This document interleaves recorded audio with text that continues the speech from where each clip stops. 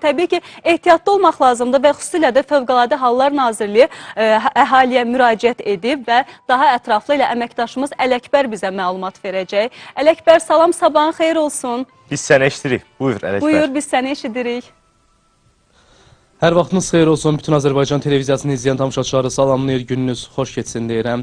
Qeyd etmək istərdim ki, Milli Dramaturgiya Xidmətindən məlumat verilib ki, yaxın günlər ərzində ölkə ərazisində qeyri-sabit və yağışlı hava müşahidə ediləcək. Fövqəladə Hallar Nazirliyi də vətəndaşları müvafiq təhlükəsizlik qaydalarına əməl etməyə çağırır.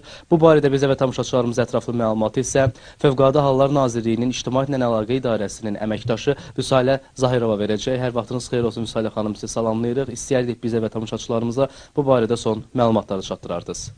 Salam, sabahınız xeyir. Bəli, sizin də qeyd elədiyiniz kimi hal-hazırda ölkə ərazisində kəskin hava şəraiti müşahidə olunur. Dünən günün ikinci yarısından etibarən intensiv yağıntılar yağır, güclü külək əsir, xüsusən dağlıq və dağətəyi ərazilərdə qar yağması müşahidə olunur. Qeyd etmək istərdik ki, belə hava şəraiti ilk növbədə insanlarda özlərinin təhlükəsizliyini təmin etmək üçün müəyyən davranış qaydalarına əməl etməyə tələb edir ki, bununla əlaqədar Fövqəladə Hallar Naziri dünəndən etibarən əhaliyə müraciət edərək müvafiq təhlükəsizlik qaydalarına ciddi əməl etməyə onları çağırmışdır.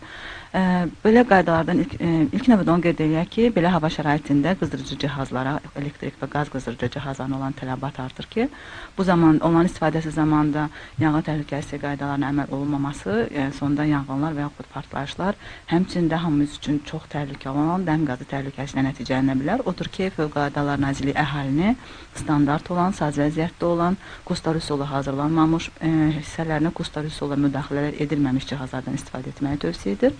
Bundan əlavə elektrik şəbəkələrinin yüklənməsi də təhlükə yarada bilər. Odur ki, elektrik şəbəkələr həddindən artıq yüklənməməlidir.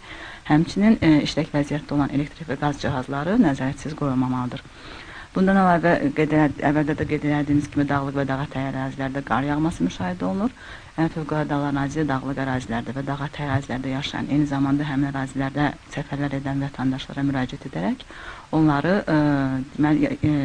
zərurət olmadıqca yaşayış məntəqəsini tərk etməməyə çağırır. Hətta belə zərurət olarsa belə, bu haqda marşrutları haqqında yaxınlarını və ətrafdakıları məlumatlandırmaq lazımdır və özünə mütləq şəkildə əlaqə vasitəsi götürmək lazımdır ki, ehtiyat tədbirləri kimi lazım ola bilər.